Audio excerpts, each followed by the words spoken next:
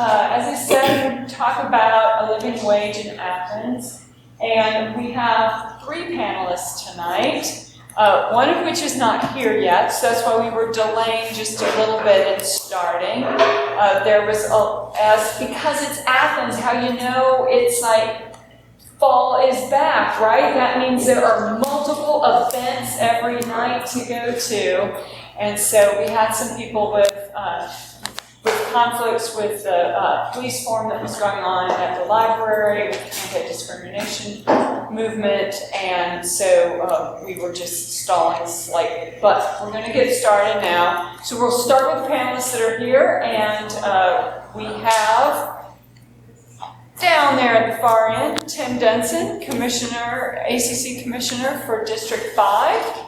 District 5 meanders out west side and swirls about a little bit, but not too bad. Northwest, yeah. And then over here we have Patrick Davenport, ACC Commissioner for District 1, which is if you head the other way in Athens, as far from Tim as you can get. That's right, just like this. The rest of Athens is in between for the most part. So, and then we also have Linda Lloyd, who will be coming, hopefully, from the Economic Justice Coalition, and she has been working for a long time on issues such as the living wage, and hope to have her joining us shortly. But so just to start out, I think I'd like for people to just hear. I think when you say a living wage, that can mean sometimes can mean different things to different people. What do each of you see, how do you imagine a living wage in Athens? Or what's your definition of a living wage, and how you might see that playing out? All right, I'd like to go first. Patrick Davenport.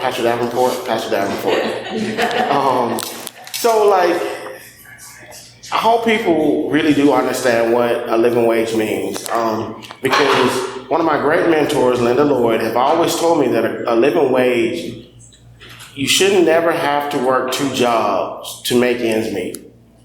You should never have to work 2 jobs and live in poverty. That's not a living wage. So a living wage is you're paying your medical bills, you're paying your rent, you're paying your car note, you're paying all your utilities, you're paying your rent, you're paying your mortgage, whatever it may be.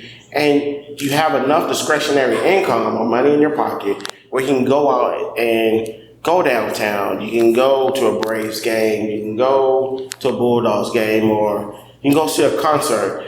And that's what or at least that I consider what a living wage looks like, because you don't want people to be working multiple jobs and can't do anything. They can't educate their kids.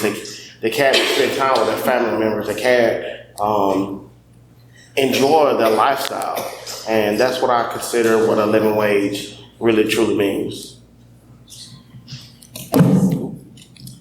Yeah, it's true, definitely. A living wage, it's a bit of a catchphrase now that I think does need to be better defined, usually when we're talking about it. Some of the potential definitions here, there's the MIT living wage calculator, which I think probably a lot of y'all have heard, that a lot of entities use to base wages to make sure that they are a living wage. A living wage meaning that they can provide the most basic necessities to live.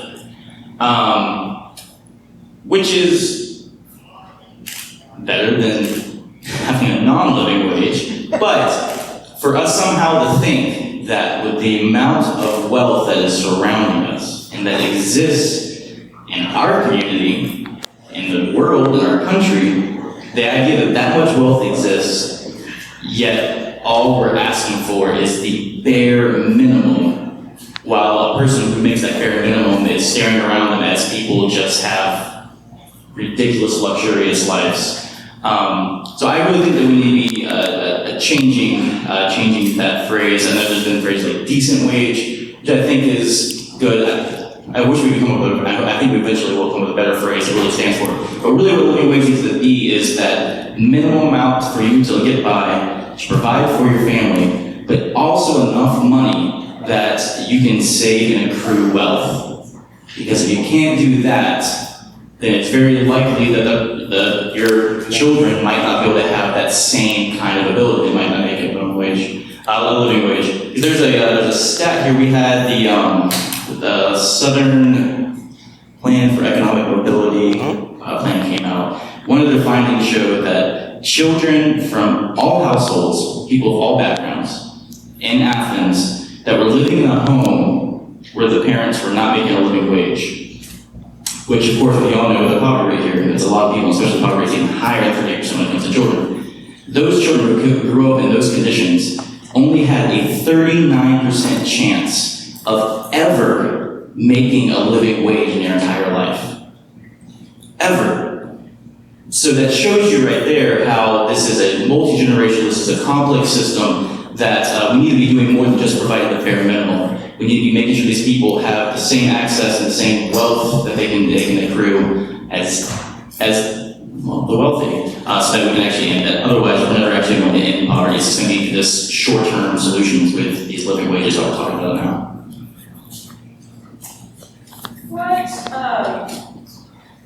Do you know when the last time, like, what would a living wage be in Athens, for example, like an hourly wage in Athens? Do we have that? For like the MIT living wage calculator? Yeah, like that. That would be $11.60 an hour, right? Which would give you an annual income of $24,120, well below the median income for Athens, which is $33,000. That's for individuals. That's, for an individual. Right, okay. Well, what if there was anything, I guess one thing that comes up so much when talk starts up about a living wage is that there always seems to be, sometimes you'll hear pushback on it right away that, well, sure, that if we gave a living wage to everybody, then aren't there like a bunch of 15-year-olds, right, who don't need to be making that amount of money, right? Or there are other exceptions that kind of often get thrown up as, a lot of times exceptions that people are looking at are, I guess to me, how are you thinking that adoption of a living wage in Athens would move forward? Are there a lot of, what, do you guys have any guess as to like what percentage of wage earners in Athens are, and let's say like hourly wage earners in Athens are making a living wage? And where are those people at? Okay, in Athens, because we're in a university town, there are a lot of people that go under the radar who actually make less than $11 and what you quoted. There's a lot of people. So consider the restaurant industry. Consider some of the people who supply some of these day labor jobs. They're not paying $11. They're paying. Even consider some of the retail that we have. They're not paying $11 an hour. Even though a lot of people want to scapegoat to students being in Athens and want to take those jobs, or that's what those jobs are possibly designed for, there are a lot of skilled workers who love those jobs, who've been working those retail jobs because that's their caveat. That's what they want to do. There are people at there are people in our manufacturing industry who've been working for 10 years, 15 years. I have cousins with a capital S, well, apostrophe S, apostrophe S. I have cousins who have worked at manufacturing industry for decades, and they're not even making $10.15 an hour. Why is that so? So we cannot combat poverty in Athens if we don't talk about living wage. So a lot of people who enjoy their jobs, they're raising families, they're happy, and they are satisfied with their jobs. But we have employers who are saying, okay, I can make billions of dollars, I can make good money off of pretty much what I just said, slave labor. We have to realize as an economy, as a community, that's not sustainable. We cannot have a generation after generation Because systemic poverty, you cannot continue it's supposed to be inclusive community while having these types of structures in place. But for my answer is that there are jobs out there that purposely pay people those wages so other people can get money off of them. That's just completely true. And the conservative talking point of if we give a living wage, then we're gonna have 15-year-olds making $15 an hour. First off, fine, okay. What's wrong with that? Yeah. That's probably great for those 15-year-olds. But it's also just a complete. It's a myth that's never gets checked by the media. Last I checked a few years ago, the average minimum wage worker, the age of an average minimum wage person making minimum wage was 27, far away from 15. So it's just factually incorrect. And them arguing it'd be too tough, it's true for the reasons Commissioner Davenport was talking about. It would get in the way of profits for a lot of, especially those larger corporations, and this goes just worldwide. But to me, I think it really comes down to us just even thinking about why society relies on an economy in the first place. Why does an economy even exist? And it exists so that we can make sure that we're distributing resources, the goods and services to people who need them. That's how it came about and evolved. And to me, if that economy is leaving 38% of your community in poverty, needing things, not actually working for them, then that economy is completely broken. And I think it is. You just look around. I honestly think, and I think a lot of people of millennials and younger generations also see it this way. This is capitalism's last chance. And if it does not succeed and turn itself around and actually start fulfilling the needs by providing goods and services, which is what it's created for, if it's not doing that, then the people need to throw it out and find something that will correctly distribute the goods and services that people need to live. It's simple. It's really easy. When we think about it, let's just stop letting our neighbors and the people next to us starve. Let's stop letting them have their electricity cut off because they don't make enough money because they're making French fries and we don't value that work. It's not difficult. We've completely accepted and praised in a lot of ways. We created this idea that an economy works so that you can make money, so that you make profit. If that's what somebody's goal in their life is, then I honestly have a hard time understanding them. While at the same time they can walk by people right outside these doors who don't have the health care they need, or who don't have the mental health care they need, who don't have the food they need, who don't have transportation to actually be able to better themselves. But we can accept that just because some billionaires want to make a few more billion. So, the pushback is there. The pushback is from those people who, I think, lack some empathy.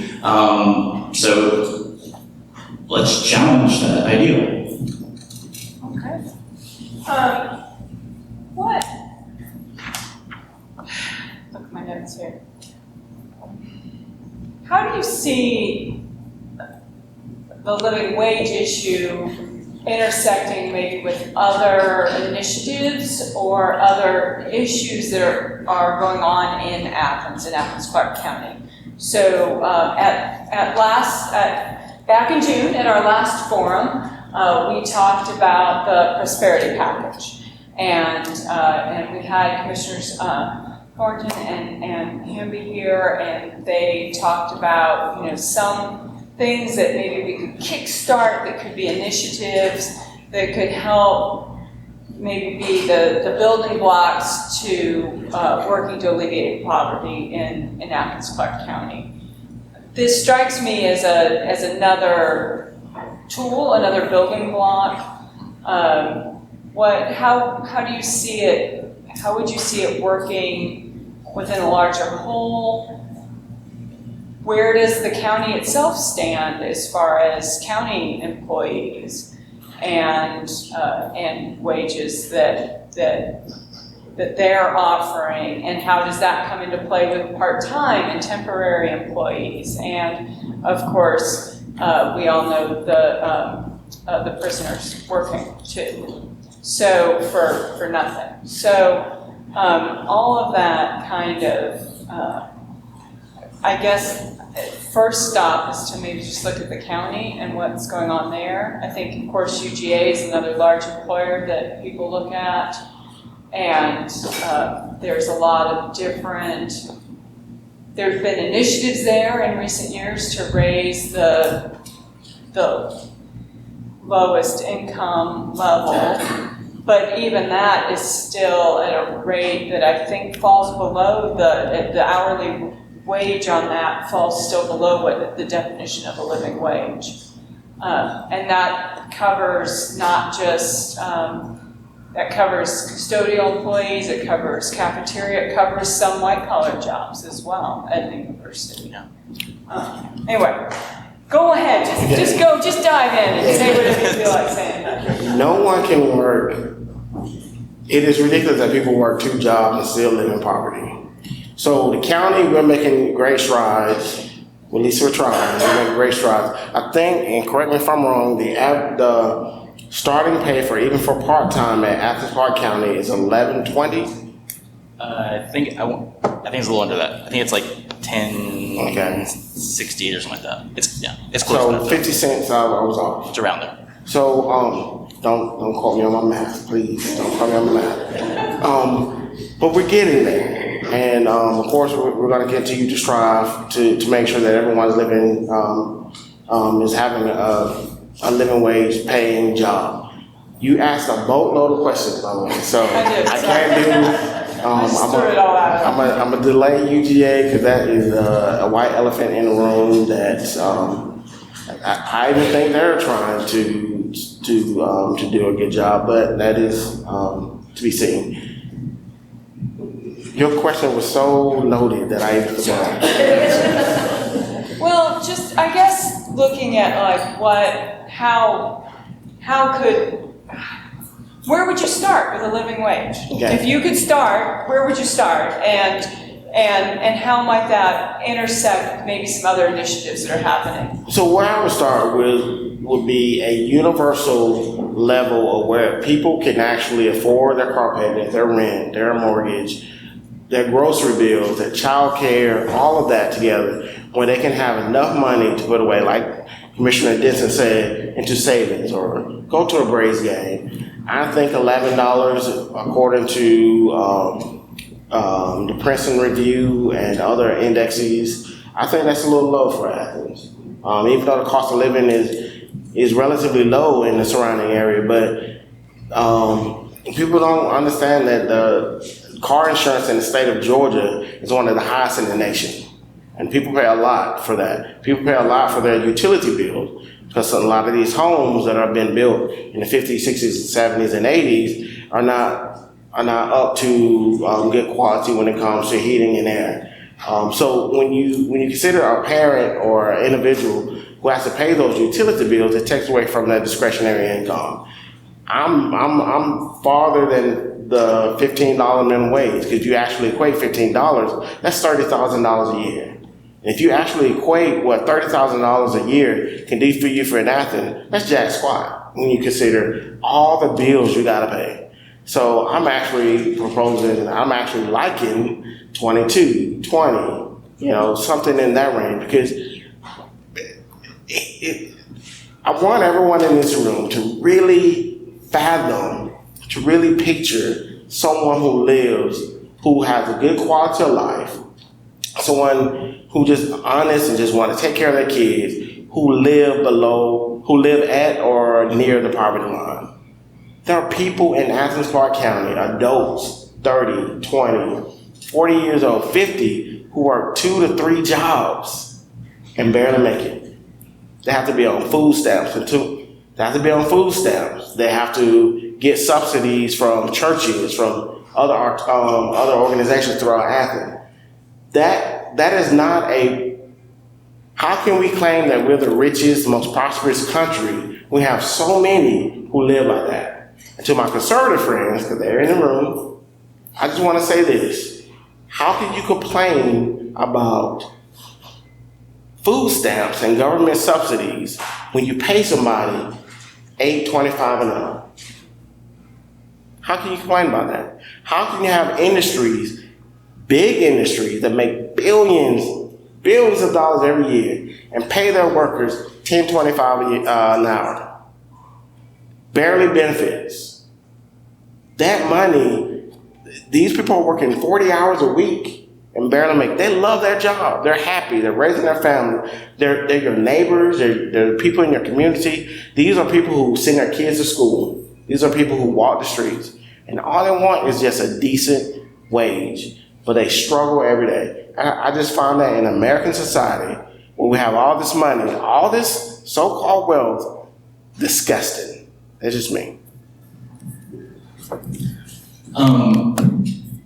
Yeah, so I think at one point you used the word like when it intersects, and it's true, like all these things intersect. I think like this present commission, and especially me and Commissioner Davenport definitely ran on platforms trying to tackle poverty alleviation.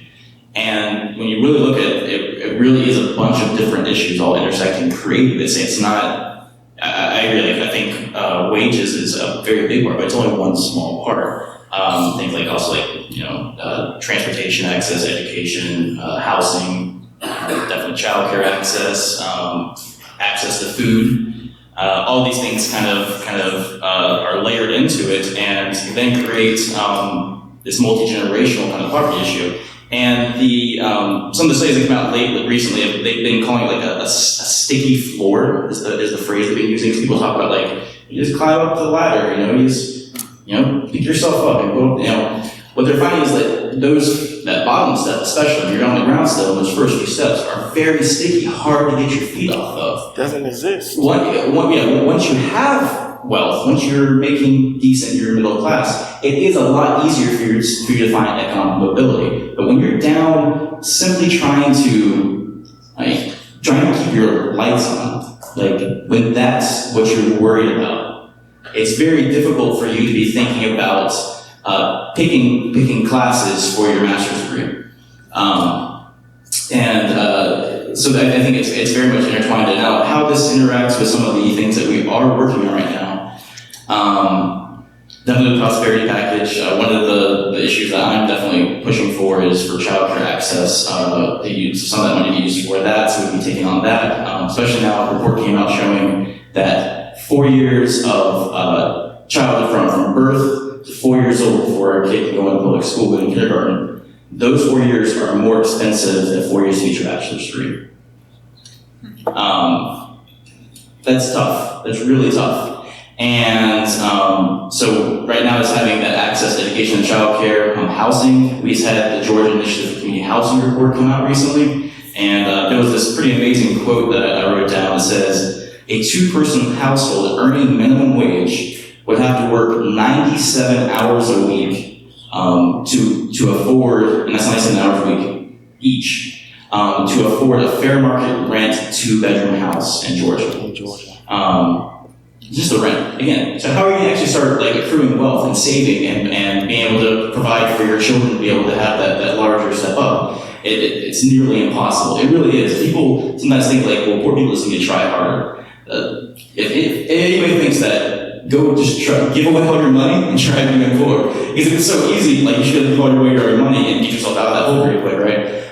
It's extremely difficult. And right now, even with minimum wage, $7.25 an hour, that's an annual income of just a little over $15,000.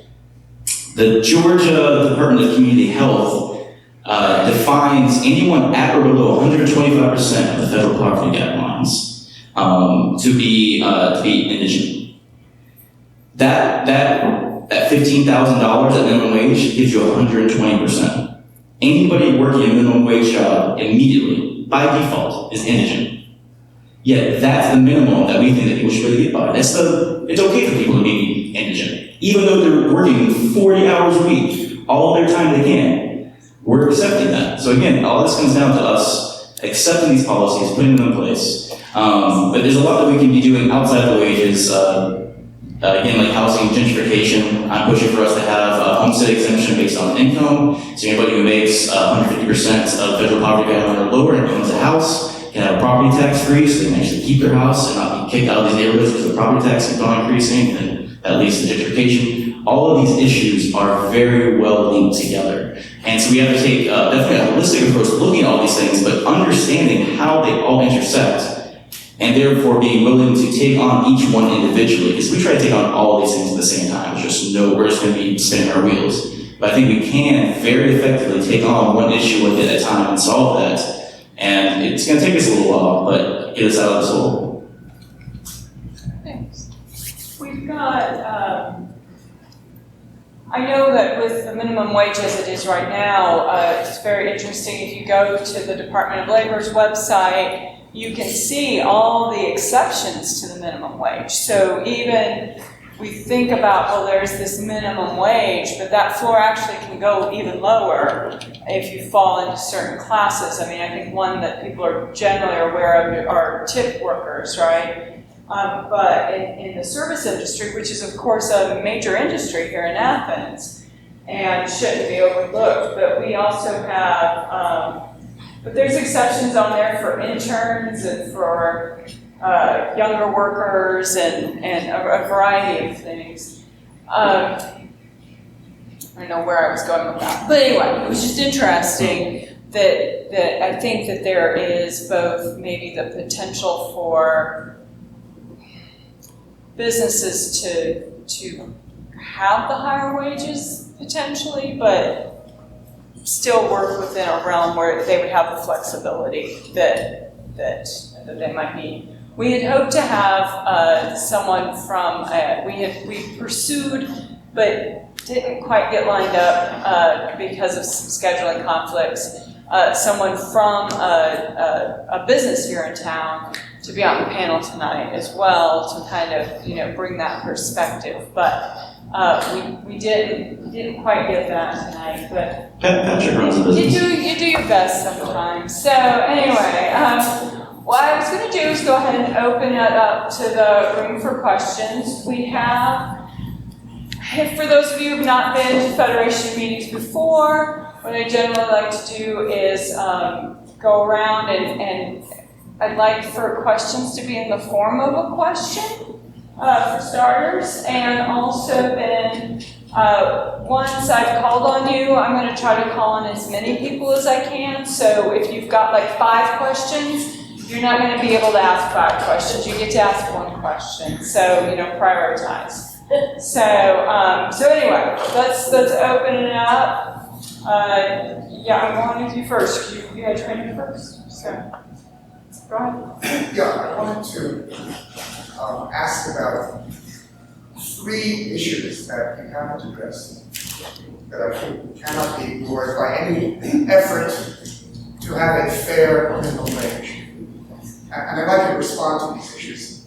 One is that no matter what the floor we set up for a fair income, that is going to be of no use to 2 classes of people that involve tens of millions of Americans and thousands of people in Athens. On the one hand, you have the people who want to have a full-time job and can't find any work. You have the group of those who want to have a full-time job and can only find part-time work. Then you have those tens of millions of people who are disabled and cannot work because of their disability. And those people who are retired and no longer in the job market.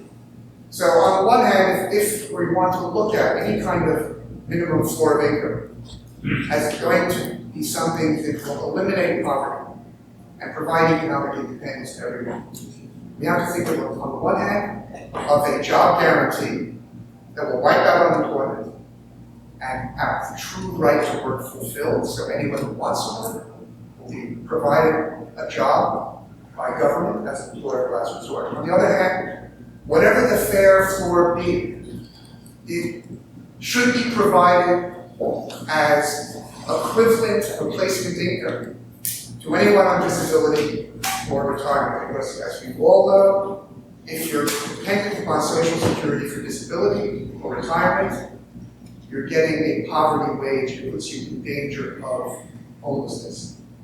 Now, I also want to ask you about what we consider to be the fair floor, because the living wage is being kicked around at $15 an hour is a prescription for poverty, for homelessness, and for continued increase in income and wealth inequality for the following reasons. As I think both of you have indicated, our government tells us that in no American city can anyone rent an average apartment if they make the living wage of $15 an hour. Secondly, unless whatever the floor is attached to an adjustment for national productivity gains, as the prosperity wage increases, we are not going to have all boats rising. Instead, we're going to have the kind of stagnation of wages that has taken place for the last 50 years, where our national production of wealth has more than doubled, yet wages remain stagnant. So you have to think in terms of a fair minimum wage that will incorporate not just inflation adjustments, but adjustments for increases in national productivity. And then you get, at least within the range that Patrick was talking about, of $22.50 an hour, which happens to be what you need, according to the government, to rent a two-bedroom apartment in the American city. I'd like to respond to these issues. So another loaded question. So first, each economy, when it comes to cities, when it comes to state, is different because the cost of living is going to be different for each city, each economy. For Athens, I think I could be wrong. Athens, I think $15 an hour would be suitable for an individual couple to make it at least a decent living in Athens for $15 an hour. Atlanta is a different story. The cost of living, the cost of rent, the cost of produce, you're looking at $22, $25 an hour. New York, if you look at anything under $100 an hour, something's wrong. So each economy, each state should have their basic minimum. I hate the word minimum, but each economy is going to be different. When it comes to those who are disabled, for me, just because of my perspective, I treat everybody the same, and I think our government should treat everybody the same. I don't see your disability as a hindrance. If you can do the work, let's do it. So, and if you can't do the work, let's work with you, and let's pay you a decent wage that's more than minimum, and have you not live at the poverty level. The other question, you have to ask again. No. Okay. I get Tim, pick it up. So I think it was for a federal jobs guarantee. Yeah. Or whatever could be created on the state or local level. Which I think the further down, closer to local level you get, the more difficult it gets, and the difficulty of raising enough revenue to pull it off. And having a tax digest that's large enough to pull it in. If I was a congressman, I would definitely support it, and I would definitely want it tied also though to some kind of universal basic income specifically for individuals like you're talking about who are disabled or retired, so they're also still getting in the funds that they need to be able to live a comfortable life. Yeah, there was I'm trying to think what else was in there? Yeah. Oh, and again, I mean, for renting, the rental median rental price here in Athens for a wage required is $15.02, which is, still above $15. I think $15 is what the kind of movement has been pushing towards. I think obviously for the reasons that you stated and other reasons, it definitely has to be higher. Definitely has to be connected to cost of living increases, and I would be fine having it linked also to productivity increases. But where we're at right now, with such a discrepancy we have right now, I believe that University of Georgia needs to be paying $15 an hour tomorrow, and that the Athens-Clarke County needs to be paying $15 an hour tomorrow. And Spoiler alert is one of my budget pushes for next year. Why not 15? Why 15? Why not 15? I mean, I'd say 20 and hopefully land at 15, realistically. A big part of it actually comes down to our revenue ability. One of the things we have to do at the same exact time is get rid of inmate labor that we actually rely $4 million worth of inmate labor at this time. So just getting rid of that inmate labor situation right now is going to put us having to raise an additional $4 million.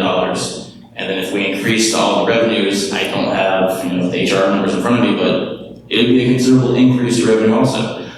So we'd have to figure out the revenue situation to make that large of a jump. I mean, we'll have to figure out the revenue situation to even jump up to 15 and get rid of the inmate labor unpaid inmate labor situation we have right now.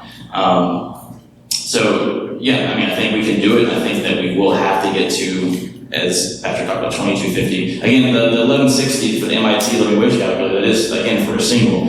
If you have a child dependent, the living wage, the MIT states, does jump up above $20 very quickly for one child. And you don't, with a child in here, understand how that happens so quickly. So yeah.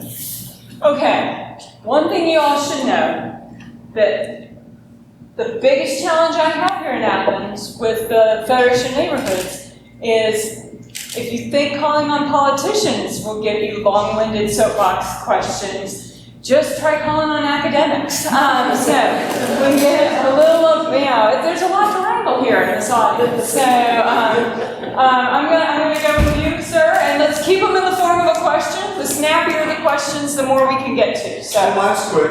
Okay. So we want to go for, let's say, 2250 or even 15, and you say you don't have the revenue. Why not do payment in lieu of taxes with UGA and push them on it?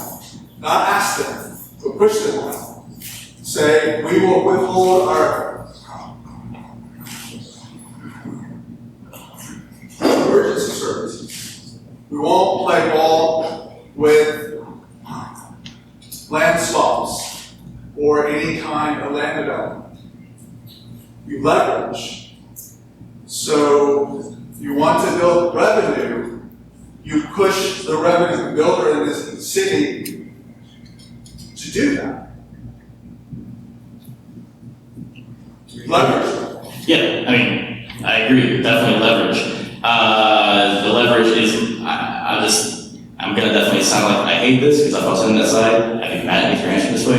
It's just completely true. It is extremely complicated that if we help them with emergency services, we would immediately get sued. We would immediately actually have state revenue pulled from us because of that. We would probably have we could possibly have our mayor and commission taken out, basically the state could take over operations here if we told entities that house individuals and that house the very large workforce that we're going to cut their services from them while they're there. We wouldn't be in office anymore. I'm going to be honest. Now, is there leverage that we can do? Definitely. I believe that, because again, payment in lieu of taxes, the way the pilot or payment in lieu of taxes is voluntary. We can't force it, it's voluntary. What we can do is put in place a fire service fee, which I am a proponent of. So we move, right now, all of y'all who pay property taxes pay for your fire service through your property tax. It also comes in some other revenue, but for the most part, it's through property tax. There are some places in Georgia that instead have created fire service fees that people, entities, businesses, including nonprofits, such as the University of Georgia would, and individuals, pay for their fire service in the same way that you pay for your stormwater service, which University of Georgia and other nonprofits pay for stormwater. So we can move in that direction, in which then you would actually increase the number of people, number of entities that are having to pay for that service. And so it actually would alleviate taxes for and payment for fire service from general homeowners in Athens by spreading it out and then gaining revenue from entities such as the University of Georgia. Would our friends in Oconee County pay that into Athens as well, like fire fee? No, we'd have to get into, because we do some emergency response for them, so we'd have to work that out in a contract and stuff, but they also have their own fire service situations. It would be a county. I was just curious. Yes, you, sorry. Behind, not you. If they don't do you, I promise. Okay, we first.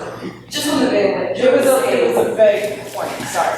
in the vein of what George was saying, when we are talking about generating revenue, which is, we're talking about these services things we cover our side, has the idea of, and I know this has been brought on a national stage, we talked about more, about taxing, wealthier Athenians or wealthier entities in Athens, like UGA. Because if you just say, well, here's the tax and you're making $1 billion a year, there is, we were talking about these things, we're talking about these corporations, we have one of these corporations in our city. So the real test of whether or not this is real for us is how we respond to that primarily. They're one of the biggest employers in Athens. Like there are so many, tiny things. So I just want to know if that had been, if that's even been like a consideration for the mission people can bring up and say, okay, what revenue can we bring from this to start getting these other things done? All right, good question. Excellent question, actually. So to educate everyone, University of Georgia is a state institution. The county cannot tax them, not one penny, because it's your property taxes, your tax that you pay from income actually pays the University of Georgia. So if we tax them again, that would be considered double taxation. So we, based on the constitutional law of Georgia, cannot create another tax against the University of Georgia. It's unfortunate, but we do, our biggest revenue is property taxes. We do collect property tax from the University of Georgia employees as well as residents of Athens-Clarke County.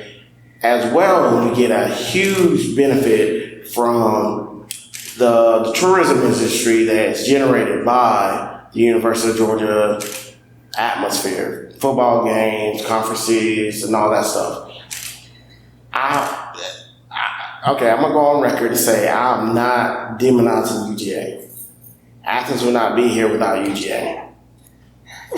I'm an alumni of UGA. I just think we need to work better with UGA and let them understand that there's a community need, there's a poverty need, we need to work together need, but for me,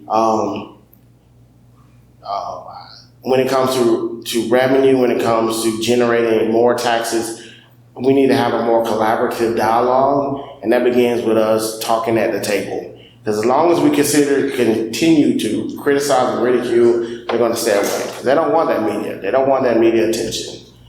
I don't mind it, but at the same time, they're a worldwide institution where a lot of people are paying attention to them. And everything deals with money and alumni and donations and all of it, which is crap to me. But I'm one of those type of person that I want to be collaborative. Let's come to the table. Let's have discussion. Let's discuss our needs. Let's discuss our wants. And how can we get to a middle ground, or how can we take advantage of that situation? And that's how I feel about UGA. And the build on top of what Petra was saying at the beginning there, just showed, so we as a county are limited in two ways of collecting taxes: property tax and sales tax. Property tax, UGA, other things that are exempt, but there's no way for us to tax income, basically, as a county government. It's literally impossible in the way that we just can't. Again, if we just started doing that, we'd just go to jail. It's illegal. So it's just not possible for us to do that. Now, there is creative ways that we can do alleviation on the other end, in which we're alleviating tax burdens on low-income individuals, like homestead exemption, like I said, based on income. So that there are ways that we could be doing that. And fees. And we do, of course, collect fees against how we do the fire service fee. Now, on the UGA topic, I also agree. I want to be collaborative. I mean, again, for us to get a pilot, it has to be voluntary, so there has to be some collaborative parts to it. I'm also very willing though to be direct, and also recognize that the only way that that's going to happen is if there is pressure applied. To me, I feel like it's just a necessity. So the other job I do outside of county commission is an organizer with the United Campus Workers of Georgia. If you're a UCWGA member, hell yeah, awesome. So that's one of the things that the union is focused on. And again, when we get and we have union members who are very willing to sign you up as a union member. But one of the things that they're focused on is pushing for UGA to pay a minimum of $15 an hour. And if we go back, and I wish Ms. Lloyd was here because she could talk about the history going back a few years that Economic Justice Coalition did, which Brady and McNair helped. It was how I first got involved in activism and politics in Athens, was then pushing for a decent wage to be paid to UGA workers' law. Because we think that there's a need to increase wages now. There drastically was one a decade ago. And the way that happened was, did they work collaboratively in pushing? Sure.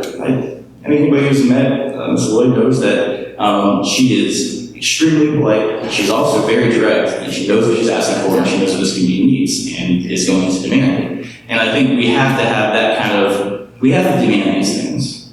We have to demand it. There's and not to stick this on UJ, but there's the old quote, that, an oppressor is not going to willingly, take oppression away from the oppressed just on their own benefit, especially when they're profiting from it. So there has to be a direct ask, there has to be a push for it. And I think one of the most effective ways that can happen is with organized labor and unions. So, I'm a taxpayer, pretty much personally committed to the concepts that you laid out at the beginning. So if you want to raise my taxes, it's okay. And if you want to ask me to allow you to do some things in the city budget and further those goals, I'll agree with that. But I've got to point out that the University of Georgia is a nonprofit, just like the city government, and they're subject to exactly the same fiscal pressures. So you don't even need a map to understand it. Just look at your own map. Now you understand the university's problems. The biggest problem, frankly, is that people think there's a lot of money in this town, and there isn't. Reading, not reading. I did this survey the Time magazine sent out, the New York Times sent out a couple of weeks ago, asking how rich do you think you are? And I found out that as a person, a retired person, we got a fixed income, I'm in the 85th percentile.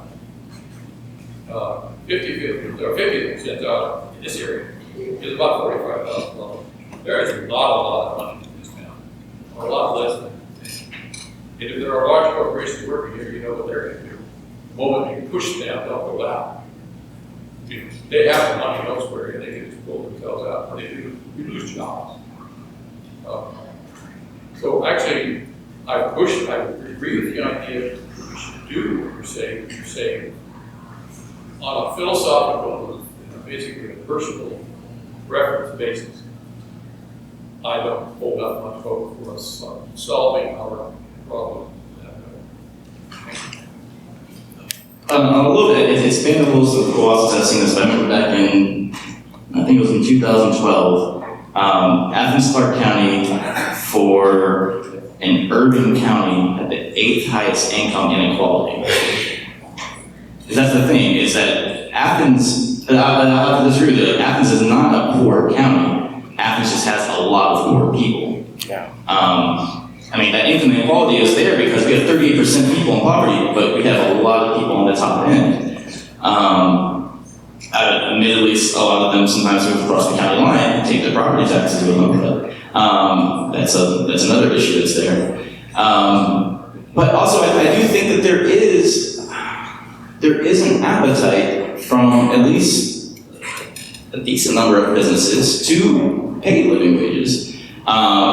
Wayfair announced, there's other issues that came up there. Wayfair announced and willingly, without a lot of pushing there, offered to pay well above the MIT living wage, just willingly to get a pretty small tax benefits from Athens-Clarke County.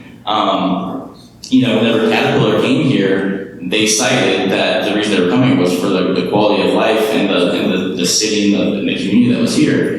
Because one good thing we have going for us is I will admit that, I totally admit, it's very difficult, it's going to be difficult. I do feel like it's potentially easier for us than other communities, and this is going to sound funny after my answer to the last question, because we have the University of Georgia here. Because the University of Georgia being one of our largest employers here, it's doubtful they're going to get up and leave and move to Oconee County if we start pushing for living wages.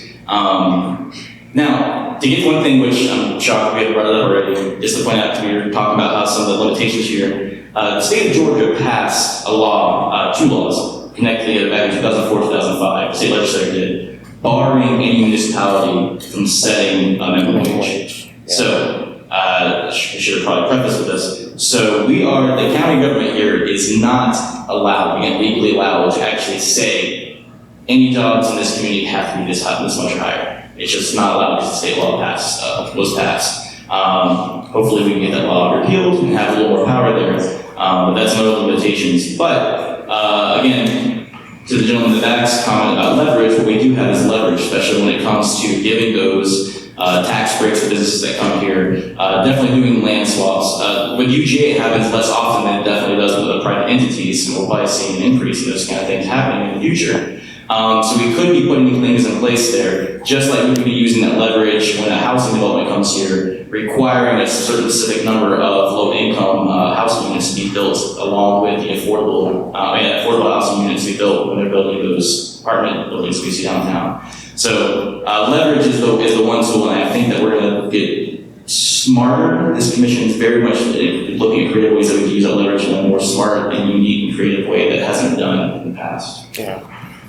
As Commissioner of District 1, I will promise you I will never raise your taxes as long as I am in office. I promise you that. Property, when it comes to property assessments, I can't do nothing about that. That's a whole different department determined by the state. I think when you actually look at our budget, and look at the money that's coming in, we can do a lot with little. I truly believe that.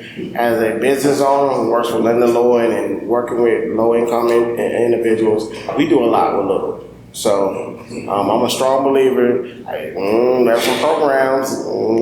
Okay, I'm gonna stop. Yeah, I just had a quick question.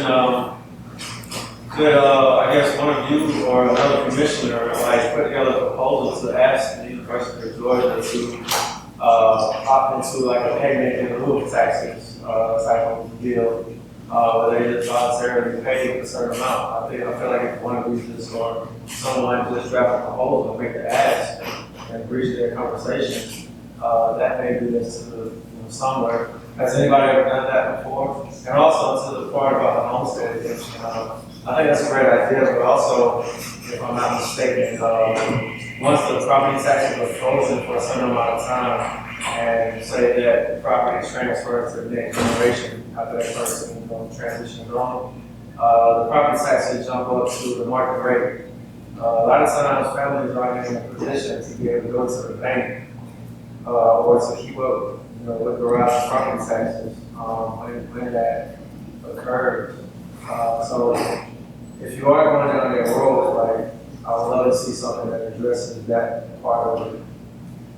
We have to kind of transfer the property to the next heir or whatever.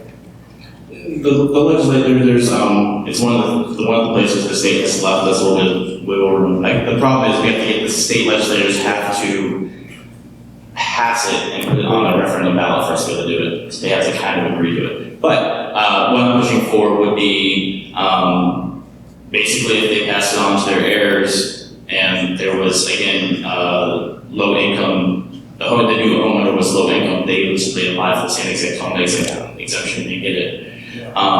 The reason you have to do it that way is because if they sell it to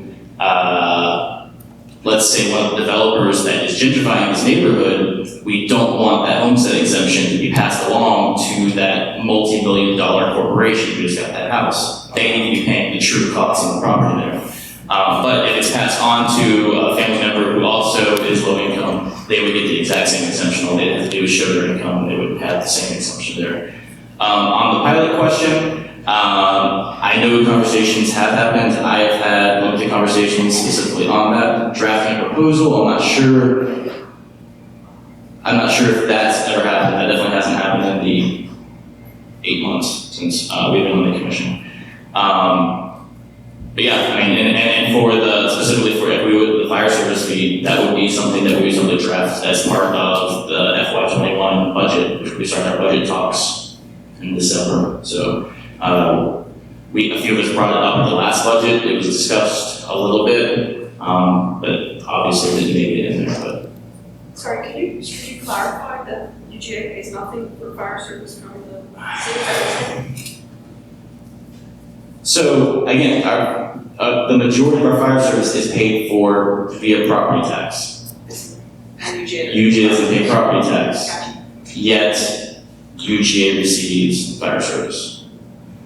And of course, they hold a lot of property, and a lot of buildings, and so it's easy to argue that they have a larger share of the cost because of how much property and buildings they own. Also, the fact that we have a lot of the apartment buildings that have been built downtown, some of the tallest buildings we have, which of course house students for the most part, the luxury student apartments, and because of some of the height of some of those buildings, we've got to get like the new taller ladders and new equipment that can actually work for those things. So I think there's a strong argument to be made.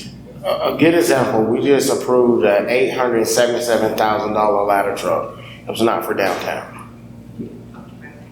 We just approved that, I think it was $877,000 ladder truck, and it was not for downtown. So. What, I guess too, that goes back to some of that intersectionality a little bit with, if you can't raise wages, are there other things that we could work on? And I think that always goes back to, I know one of your favorite topics, transportation, and how UGA does pay to fund bus service for their employees and students, and that they kind of pay a fee into that currently that. They pay per ride, Okay, just so like it's different. anybody else Okay. does. And they actually get discounts. They pay in a bulk rate that somebody like myself couldn't pay at that level. So it's true, but they're paying for that. Like that's more like they're paying for a service. So if we moved the fire service to be based more on a fee, Could be it would similar be more. to that, right? Yeah. I mean, there's precedent, is what I'm saying. Yeah. And stormwater is the biggest precedent, I would say. Oh, yeah. Sorry, I forgot. I apologize if you've answered my question. I haven't heard it. I'm pretty problem with public addresses here. But is there actually sort of a systematic, organized economic development plan for the county? We have certain tremendous advantages.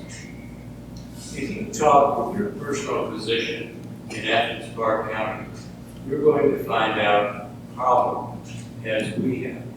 That Athens-Clarke County represents a kind of a lifestyle that many individuals, many professionals, many companies are really eager to find in contrast to Atlanta, Georgia. And I really believe we have certain challenges. We have an immense amount of public housing in our county. We have a very small county. We have an immense amount of land use, which is UGA, which is a nonprofit. It's not taxable. But we do have tremendous advantages. We have actually an extraordinarily beautiful scenic environment with various rivers and potential. And so in a nutshell, I actually, perhaps without justification, am very optimistic about the economic future of our area. But what I really wonder, and I'm not at all critical, I'm just asking, whether the commissioners and the mayor are really developing a 1-year plan, a 5-year plan, a 10-year plan of economic development. And one last thing I'm going to add on. Many communities in the United States that feel economically challenged, frankly, because their industrial base is disappearing and is disappearing, are making very conscious, deliberate efforts to train their students in the public schools to be prepared upon graduation to take on high-paid, high-tech positions in computer programming and in other areas. And I don't mean to be off on a tangent, but I think it's one thing to talk about the present generation of people, essential. But I think it's another thing in that planning effort to be very much aware of preparing our younger people for higher income jobs. That was loud. Okay, that was an excellent question. So one of the challenges that Athens has is limited. One of the challenges that Athens has is limited space. So when it comes to affordable housing, when it comes to housing stock, we don't have that much space compared to Jackson County, compared to the surrounding counties. So we wish more developers would come in and develop affordable housing, but when it comes to, when you look at economics, there are a lot of, because it's a UGA town, you have these young professionals who are making good money and coming in and they're increasing the stock, or they're increasing the cost of housing. And one of the contributing factors of the housing issue is limited space. If we had a bigger county like Overthorpe or Coney County, we'd be able to leverage more. The cost of housing would be a little bit lower because there'd be more space. So it's literally supply and demand. Another reason another situation is that we have a lot of high school graduates who leave Athens-Clarke County, but there are not a lot of job opportunities in Athens-Clarke County. The biggest employer will be University of Georgia, and the next will be Pilgrim's Pride, North Clark County, and Pilgrim's Pride. So those are your big three industries. A lot of the young urban people want to move to bigger cities. They want to move to places where the clubs are, the parties, the drinking, the social life. So they're going to vacate Athens for a bigger city. That is a good question to ask to our economic developer. How can we keep people in Athens? How can we keep our young, talented individuals with a flagship state institution here in Athens-Clarke County? I unfortunately don't have that answer. But when it comes to housing and when it comes to jobs and when you have limited space and resources, it makes it a little bit more complicated when it comes to tax revenue and what we can do as a commission, as a county, when it comes to jobs. We do have an economic development department that is working on a plan. Could that, and would I like to see a little bit more review happening from the commission on that, so that we were a little more involved and was a little bit more robust? I definitely would. So I think there could be some improvement there. And we also have a brand new director who just came on a few months ago, and I think things are moving that direction. On the second half of your question, when it comes to not just helping this generation, but moving forward, helping future generations at the same time, I completely agree. And that's why I feel like one of the best uses of the very limited funds that Athens-Clarke County has to be able to tackle these issues when it comes to poverty. I realize that we're very far away from just living wages now, but that's fine. Is through quality childcare access. Right now we have 6,839 children under the age of 5, so who are not in public schooling yet. And 65% of those kids are in homes where both parents work. So that leaves you about 4,000, 400, 500 kids there. We only have capacity in our childcare centers, licensed childcare centers, and our licensed childcare homes from 2,217. So we only have the capacity actually to provide quality childcare to half of the children who potentially need it. The reason it's so important is because that is a multi-generational attempt to tackle poverty. You're not only helping the parent there who can then pursue potentially a better job opportunity or maybe a full-time job rather than part-time what they're doing, who can also potentially go back to school because their child is actually being taken care of and they want to stay at home for that. So it's helping the parent there, but it's also helping the child, which has been shown that if you want to look at the big signifier between if a person has been economically successful in their life, you can look at the development before the age of 4 years old. So making sure that those children have quality access, quality education in those early years is going to help them get out of poverty for that next generation too. So to me, it's like every time you spend a buck there on childcare access, quality childcare access, you're helping two people. So I think it's something that we need to be investing more in, something that will, again, there's all the stats too about how it'll increase their likelihood to actually be earning a living wage later on when they grow up too. So. I was gonna say before, as we kind of wrap up here, tomorrow people will be out living their lives, people will be out walking the dog, talking to people at work, doing whatever it is people do, and going to the grocery store. What do you want these people to take away from this meeting about the possibilities of a living wage in Athens? Don't leave this room thinking that people who are working two jobs, living in poverty is acceptable and sustainable. A lot of people, a lot of your neighbors, there are people who got nice homes, working multiple jobs just to keep that nice home, send their kids to college. I just think we really need to redefine what a living wage looks like.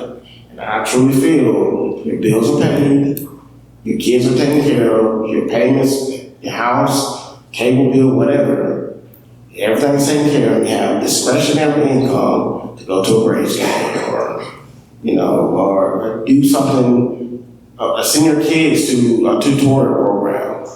It's ridiculous that Athens, like literally, if you really think about it, there are a lot of people who are honest, God-fearing, just hardworking people, work multiple jobs.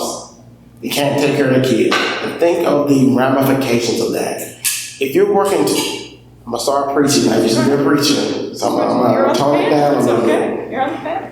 So think about this, and because I grew up in poverty. My mom and dad, my dad was a mechanic, my mom was a seamstress. My mom had to send me, she had to work extra jobs to send me to tutorial programs because she just worked multiple hours because she can, because my mom and dad was never at home able to take care of me or my siblings. Think about it today. Think about these families who work in multiple jobs. Or maybe their kid may have a disabled problem or behavior problem. They're not able at home to tend to that. What do you think that does generationally? That kid who does not have that parent at home, they may have a nice home. They may be living in Section 8 or they may be living in subsidized housing. But if that parent is not home, even though that kid is fed, that child has not been reared, it's not been educated, it's not been raised to be productive citizens of society.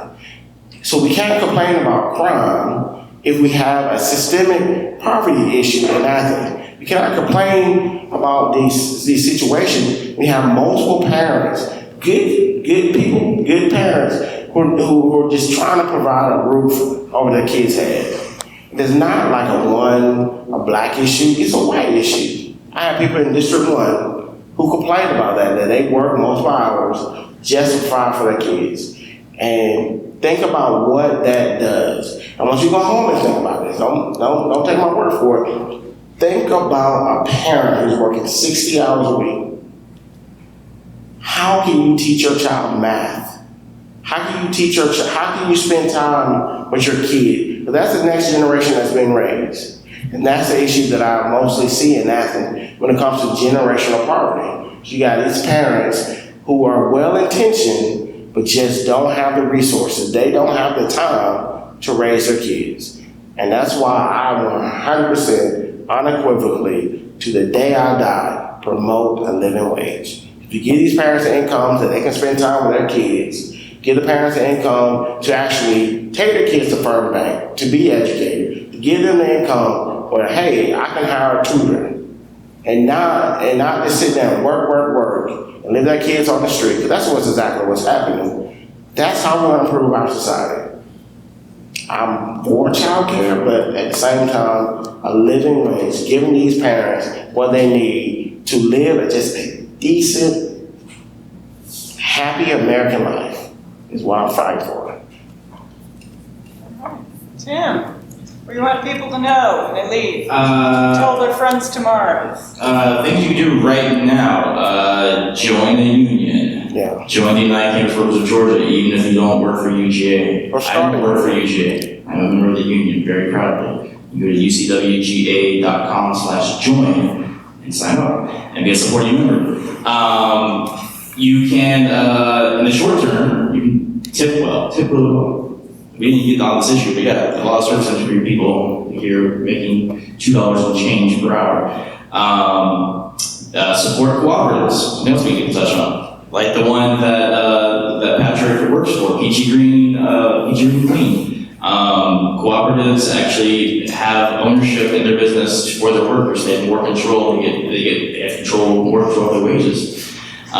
Stop judging people who are poor and support them instead in their struggle and realize that their struggle is real. It's not that they're lazy.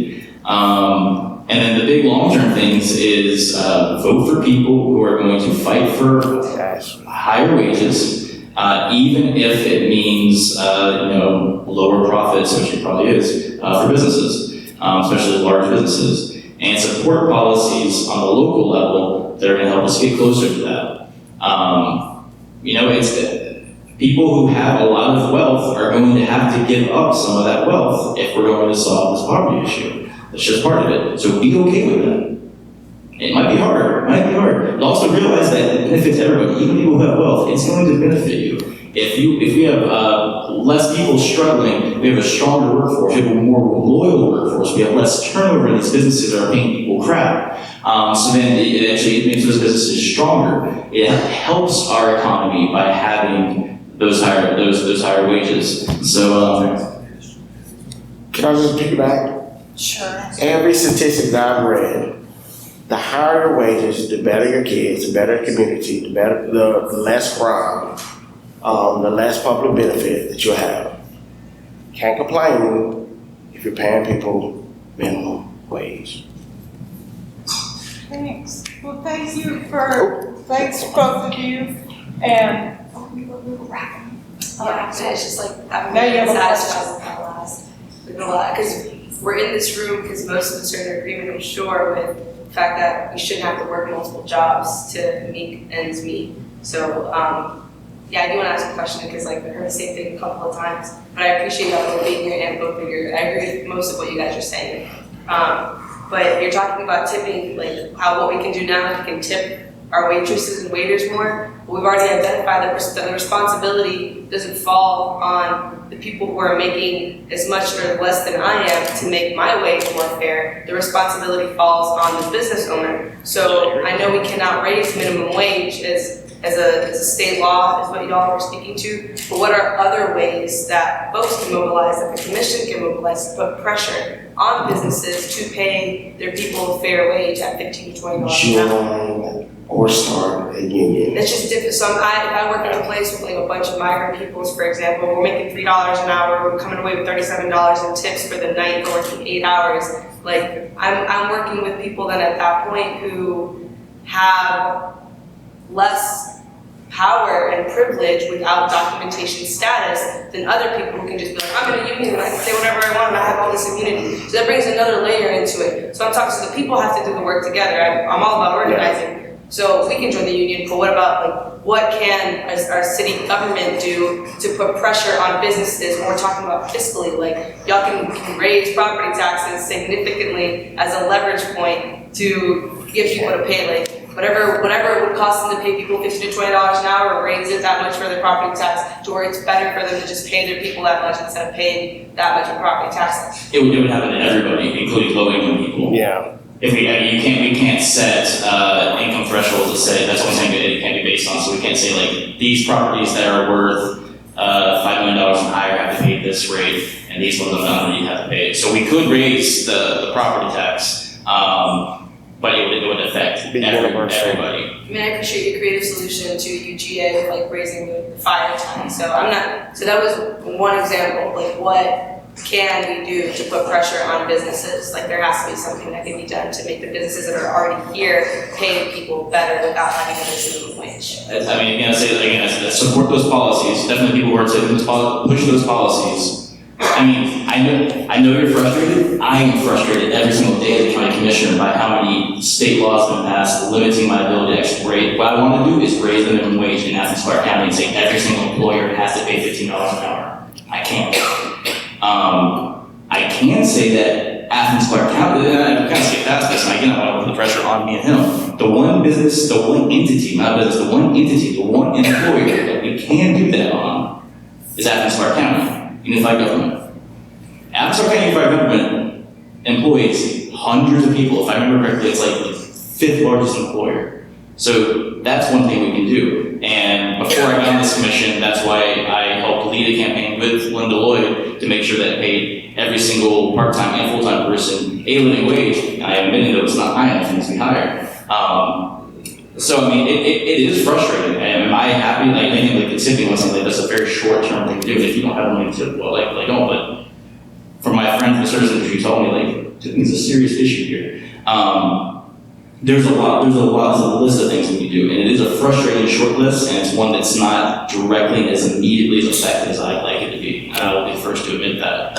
So we are going to have to be creative and keep on trying to pursue those creative policies, such as the fire service fee, and also just putting the responsibility on our own shoulders and saying that before we can demand other employers to start paying $15 an hour, we need to first and foremost be an employer that pays everybody $15 an hour.